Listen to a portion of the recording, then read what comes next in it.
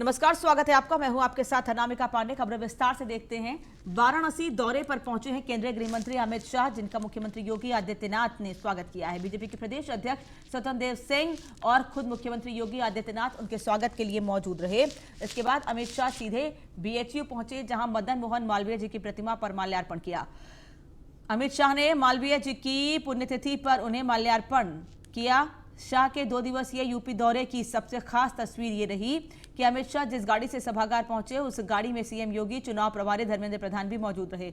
सभागार में विधानसभा प्रभारियों संग मीटिंग से पहले दीप प्रज्वलित कर शाह ने चुनावी बिगुल को रोशन कर दिया और कार्यकर्ताओं को जीत का मंत्र दिया।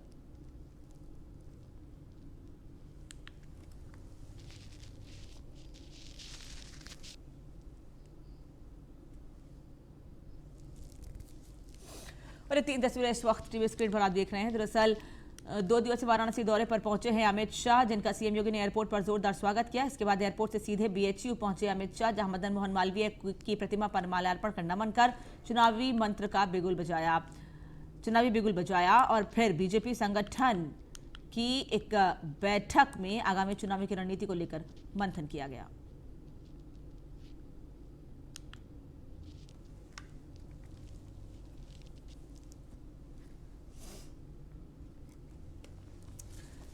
तो उत्तर प्रदेश की 403 विधानसभा सीटों पर भारतीय जनता पार्टी की नजर दरअसल सत्ताधारी दल है। ऐसे में ये बताने की कोशिश भी जनता को कि किस तरीके से प्रदेश में वर्तमान सरकार ने काम किया है और आने वाले समय में पार्टी को किस तरह से और मजबूत किया जा सके, इसको लेकर भी ये दौरा महत्वपूर्ण माना जा रहा है। क्योंकि पिछले दिनों अमित शाह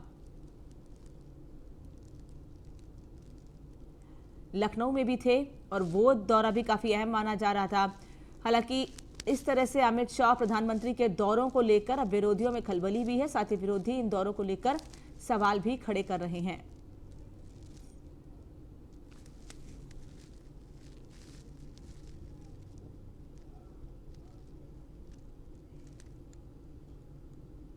बीजेपी ने आज वाराणसी के जरिए चुनावी बिगुल भी फूका। दरअसल प्रधानमंत्री का संसदीय क्षेत्र है वाराणसी, ऐसे में वहां से आज कार्यकर्ताओं को जीत का मंत्र देके एक संदेश देने की कोशिश भी विरोधियों को की। और गृहमंत्री अमित शाह के दौरे को लेकर समाजवादी पार्टी के अध्यक्ष अखिलेश यादव ने ट्वीट कर तंज कसा है। अखिलेश यादव ने अपने ट्वीट में लिखा, उत्तर प्रदेश में अपनी हार सामने देखकर भाजपा के शीर्ष नेतृत्व में खलबली मच गई है, इसलिए हर हफ्ते कोई ना कोई दौड़ा चला आ रहा है। उत्तर प्रदेश में भाजपा की हार का डर जितना बढ़ेगा, उतना ही उत्तर प्रदेश में भाजपा के नेताओं के दौरे भी बढ़ेंगे। उत्तर प्रदेश की जनता लखीमपुर की जीप में भाजपा का पराजय जुलूस निकालेगी।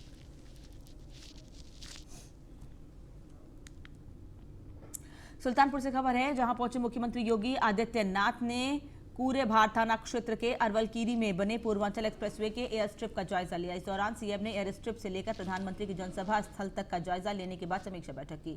तो वहीं सीएम के आगमन के दौरान फाइटर प्लेन आसमान में कलाबाजियां दिखाते नजर आए।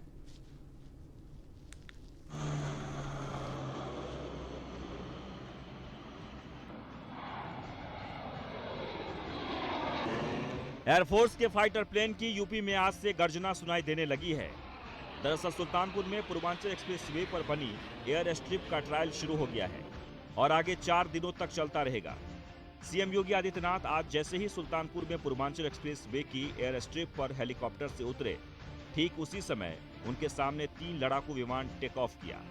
इस दौरान सीएम योगी पूर्वांचल एक्सप्रेसवे के लोकार्पण की तैयारियों का जायजा लेते रहे, तब तक प्लेन आसमान में कलाबाजियां करते रहे। इस दौरान स्थानीय लोगों ने भी दूर से इस नजारे का लुत्फ उठाया।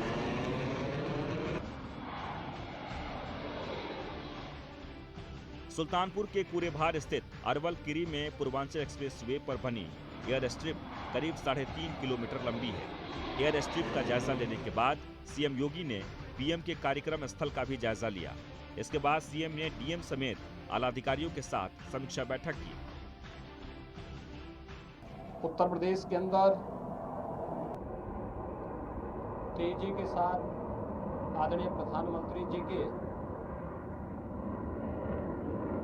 भावना के अनुरूप एक्सप्रेसवे पर युद्ध स्तर पर कार्य चल रहा है और गंगा एक्सप्रेसवे तथा बलिया लिंक एक्सप्रेसवे पर हमारी कार्रवाई आगे बढ़ रही है। लोगों में उत्साह है, उमंग है। बता दें कि पूर्वांचल एक्सप्रेसवे यूपी का तीसरा एक्सप्रेसवे है जहां लड़ाकू विमान लैंडिंग और टेक ऑफ करेंगे। 16 नवंबर को पीएम नरेंद्र मोदी की मौजूदगी में एयरफोर्स के सुखोई 30, MKI, C-130, जे सुपर, हरक्यूलिस जैसे विमान लैंड करेंगे। बताया जा रहा है कि राजस्थान के बाड़मेर की तरह यहां भी एक्सप्रेसवे के रनवे पर सुपर हरक्यूलिस में पीएम मोदी के साथ रक्षा मंत्री राजनाथ सिंह लैंड कर सकते हैं। इस दौरान अलग अलग जिलों से भी फाइटर प्लेन उड़ान भरेगा। 5 बड़े एयरबेस से उड़ेंगे फाइटर प्लेन। पूर्वांचल एक्सप्रेसवे के रनवे पर भारतीय वायुसेना के 5 बड़े एयरबेस से विमान उड़ान भरेंगे। हिंडन एयरबेस से भी 130 जे सुपर हरक्यूलिस व जगुआर उड़ान भरेगा। लखनऊ के बख्शी का तालाब से किरण मार्क 2 उड़ान भरेगा। बरेली से सुखोई 30 MKI उड़ान भरेगा। ग्वालियर से मिराज, गोरखपुर से जगुआर और आगरा से AN-32 विमान के उतारने की तैयारी की गई है। पीएम मोदी के कार्यक्रम को लेकर तैयारियां जोरों पर है। एयर स्ट्रिप के दोनों किनारों पर सर्विस लेन बनाए गए हैं। एयर स्ट्रिप से सटे जिस स्थान पर पीएम की जनसभा होनी है वहां 85 मीटर लंबा स्टेज बनाया जा रहा है। इसके बाद 155 मीटर लंबी गैलरी रहेगी। उसके बाद 600 मीटर के स्पेस में लगभग 45 से 50 हजार कुर्सियां लगाई जाएंगी। बताया जा रहा है कि पीएम मोदी की सभा में शामिल होने के लिए करीब 2 लाख लोगों के पहुंचने की उम्मीद जताई जा रही है। बहरहाल पूरे भार ब्लॉक के अरवल किरी स्थित कार्यक्रम स्थल पर फुल प्रूफ पंडाल तैयार किया जा रहा है। बैरिकेडिंग से लेकर साफ सफाई का सारा काम हो गया है। सुरक्षा की दृष्टि से सीमेंट के खंभे लगाकर उसमें कटीले तार लगाए जा रहे हैं। सुरक्षा ऐसी है कि जमीन और आसमान पर परिंदा भी पर नहीं मार सकेगा। सुल्तानपुर से न्यूज़ 1 इंडिया के लिए संतोष पांडे की रिपोर्ट। यूपी में जीका वायरस तेजी से पैर पसार रहा है। कानपुर के बाद लखनऊ में भी जीका वायरस से संक्रमित मरीज मिले हैं। लखनऊ के KGMU लैब ने 2 मरीजों में जीका वायरस के संक्रमण की पुष्टि की है। मरीजों को आइसोलेशन में रहने के निर्देश दिए गए हैं।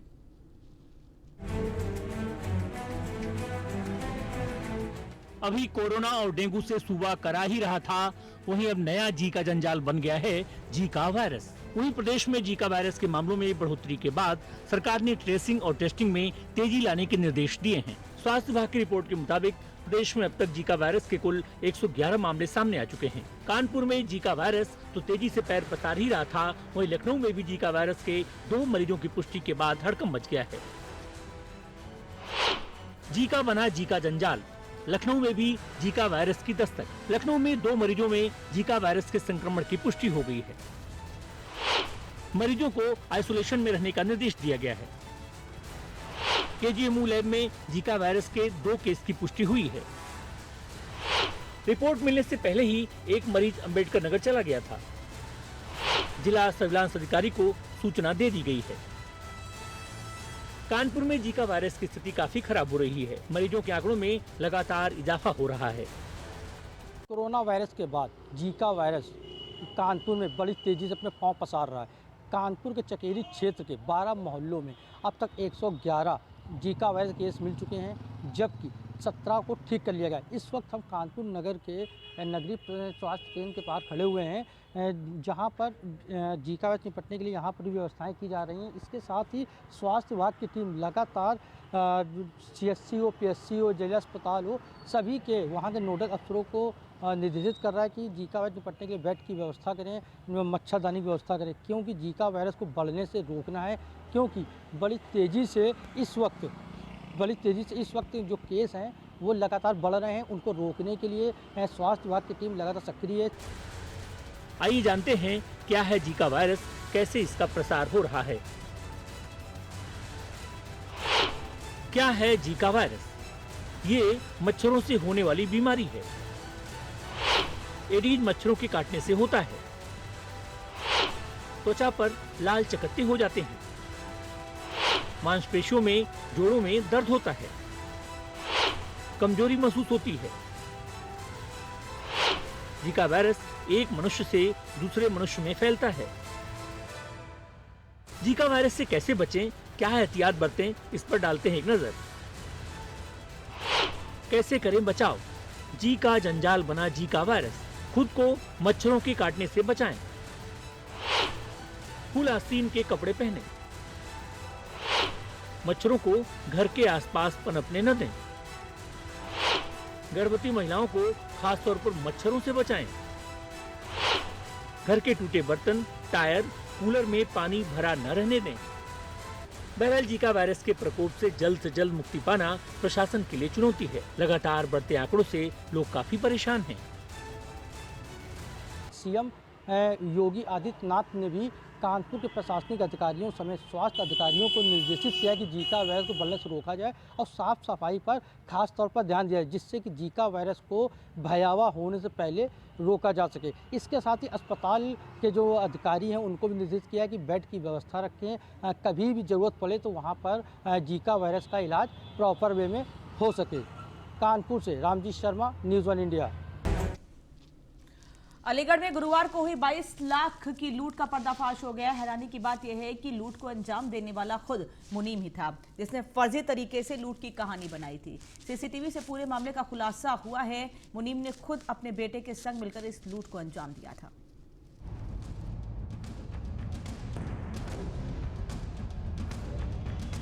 आखिरकार 12 घंटे में ही खुल गई 22 लाख की लूट की गुत्थी।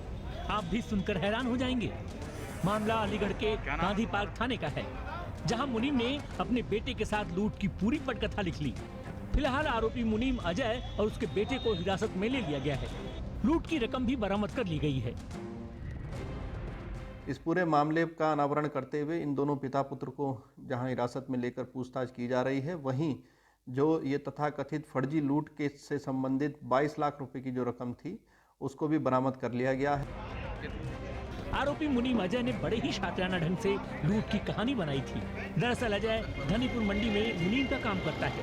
गुरुवार को अजय ने बैंक से 4 चेक से 22 लाख रुपए निकाले और मालिक सौरभ को सूचना दी कि बदमाशों ने इसके रुपए लूट लिए।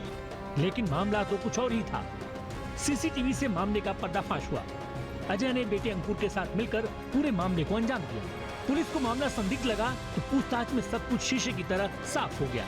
दोनों को हिरासत में ले लिया गया। जानकारी करने पर यह पाया गया कि इस मुनीम ने अपने ही बेटे को वो बैग हैंडओवर कर दिया था और उसके बाद एक झूठी लूट की फर्जी सूचना को प्रसारित करवाया था और इस तरह से 22 लाख रुपए जो हैं इसने अपने पास छुपा लिए थे और ये नाटक रचा था। वो कहते हैं ना, तू चले डाल डाल, हम चले पात पात। जाहिर है पुलिस ने इसी तरह से फर्जी लूट के मामले का पर्दाफाश कर दिया और फर्जी लूट के असली गुनहगार धरे गए। न्यूज़ 1 इंडिया के लिए अलीगढ़ से योगेंद्र सिंह की रिपोर्ट।